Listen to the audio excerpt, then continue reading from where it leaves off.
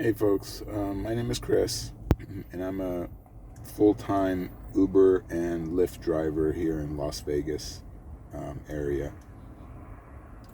One of the things I wanted to start doing is documenting some of my experiences in the past in the sales world, customer service world, as well as information for customers that use Uber and Lyft to travel, go to work, whatever they need to use it for.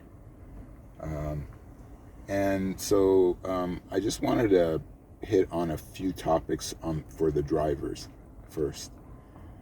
One of the things is, and these are all just food for thought. Nobody's telling you need to do this. This is the way to do it. I know there's a lot of videos on YouTube and stuff that, people that have been driving, who knows, 3 years, 2 years, 1 year, all of a sudden they're experts in the Uber and Lyft world, and they know how much money you can make and all the ins and outs. And I can tell you, God's honest truth, every day is a learning lesson. And if it isn't, you're not learning anything. You're just doing the same thing over and over again, expecting a different result. So that being said, one of the things I think that drivers do out there personally that I think is a big mistake, and it's a misjustice to us drivers amongst ourselves. We're doing it to ourselves instead of the customer doing it to us or the company doing it to us. The employees are doing it to themselves. And one of the things I've noticed is not enough people rate their customers accurately. And what I mean by that is the same way that a customer can rate us if we're rude to them, we mistreat them in any way, we drive like an idiot, cutting people off, we drive too fast, reckless driving, all that stuff, I can totally understand. If a customer gives me 1 star, if I did any of those things, I deserve it. Let's call it what it is. And let's be honest, there is a lot of bad Uber and Lyft drivers that drive recklessly, that drive too fast, that cut people off, that don't want to wait in line, so they go all the way to the front and then cut in at the last second. We all know who those people are. You know who you are. And by number one, let me just talk about that real quick. Those people that cut in at the last second. Anybody that lets those people in, what you're doing is enabling those people. You're telling those people, hey, it's absolutely okay to cut all the way to the front of the line because some poor bastard is going to feel sorry for you and let you in, even though you saw that everybody else was waiting in line. So by you letting that person in and being the nice guy, you're basically telling him or her, keep doing what you're doing over and over again and cut all the other drivers off. It doesn't matter. Somebody's going to let you in. So that's number one. That's the number one of my pet peeves of driving, especially here in Vegas. Going back to my original topic, I just wanted to say that we as drivers, like I said, we're harming ourselves, and by this I mean the rating system. We don't rate our customers accurately. Now, keep in mind, what I do is, again, I'm not telling you that this is the instructions of how to do it. You do what you want to do. You do you. What I'm trying to say is, let's say I have a bad customer in my car. Customer comes in, and we've all had these, comes in, doesn't even say hello, doesn't say nothing, just sits down, right? Fine. Some people are having a bad day. I get it. They don't want to talk. But you do understand that they came into your car. This is not a taxi. This is your private vehicle. No different than if somebody walked right into your living room without even announcing themselves or saying hello. So that is a check mark worthy of taking at least 1 star away. So now that customer is at 4 stars. Let's say that customer was also 10, 15 minutes late to their pickup. What is that worth as drivers to us? Isn't that worth another star? Why do we have to wait? Do taxi drivers wait? Or do they have meters? Do we have meters? Is it fair on us? So to me, that's worth a star. And the last thing, personally, and I look at it this way, and again, you can look at it however way you want to do it, you do you. But if the customer doesn't tip me at the end of a ride that was pleasant, I didn't do anything wrong, I wasn't driving fast, I wasn't driving recklessly, I had a pleasant conversation with the customer, I provided them a lot of Las Vegas type information, like where pickup areas are, where drop-off areas are, what we as drivers are allowed to do and we're not allowed to do.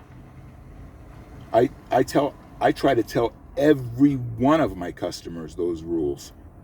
I know a lot of drivers probably don't, probably just sit in the car and chit-chat and talk about other things, but I like to inform my customers, so if they're here traveling with their family especially, and they're ready to spend thousands and thousands of dollars in this town, I want their experience to be good.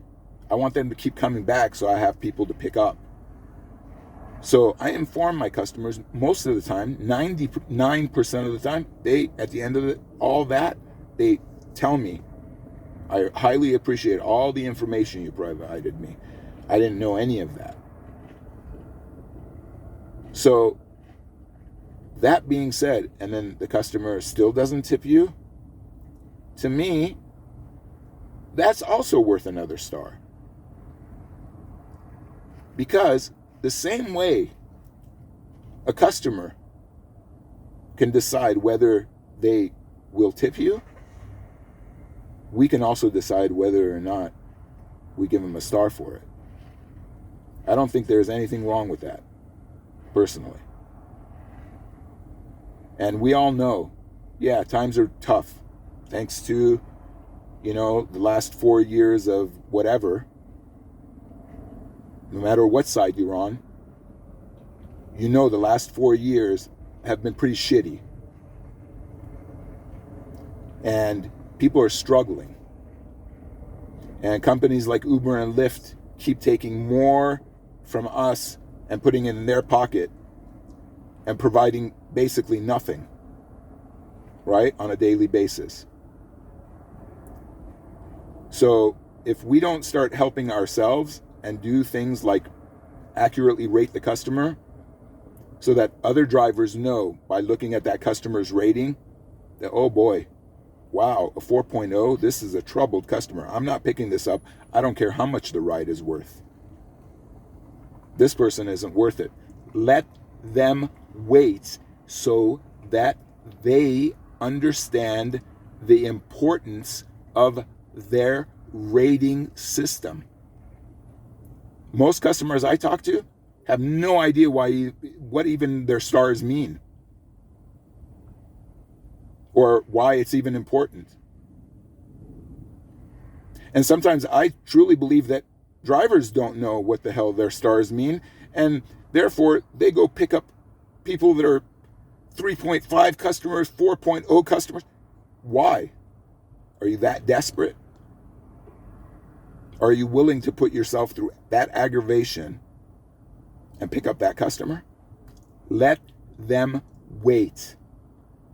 When they come into my car and start complaining that it took an hour to find a driver, and I look down at their rating, I'm the kind of guy that I shoot straight. I say it the way it is. I don't sugarcoat anything, but I don't try to hurt your feelings.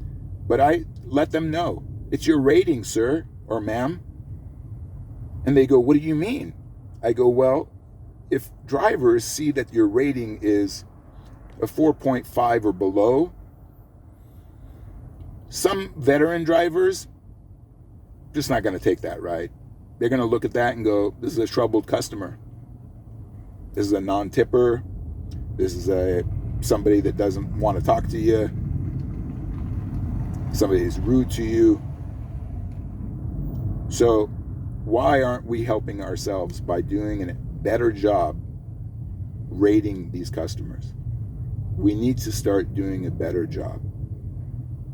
I hope to start providing more content. I'm not the guy that will tell you, click on like, click on, subscribe, whatever. You do, again, what you want to do. You take my information the way it is. I'm not doing no high-end editing and YouTube, whatever. So I don't want to be paid for these videos. I just want to provide information. I could care less about YouTube and their money or their popularity or any of that stuff.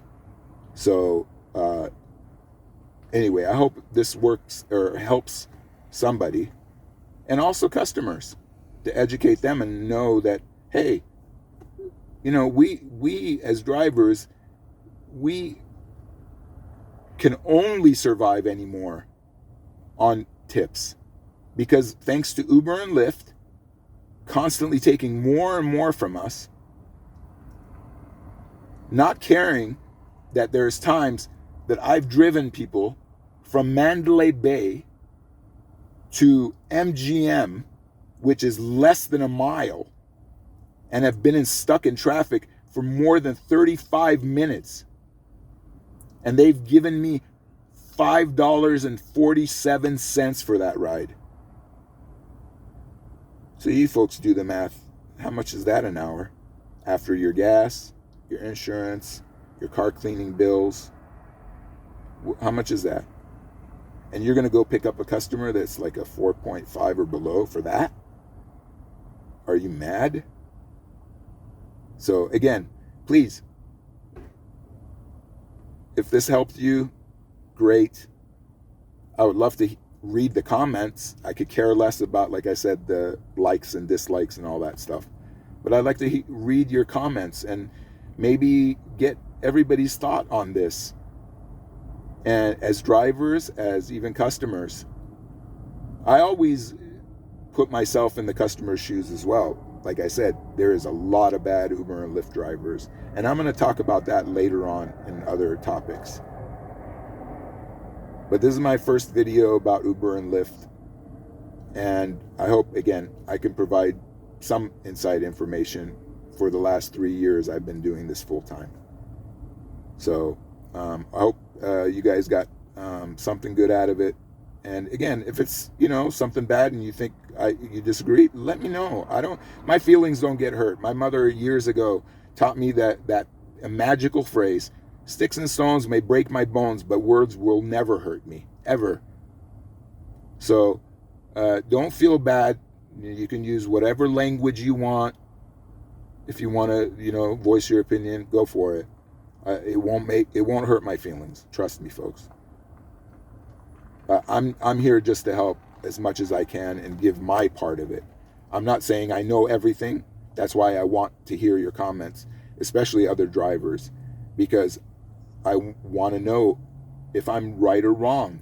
I want to know if there's drivers out there that have been doing this 6 years, 12 years, 14 years, and their experience is different. And tell me why. Or tell me why not. Anyway, hope you guys have a great day, and hope to hear some good comments. Thanks, guys and girls and ladies and gentlemen, kids, whoever is watching.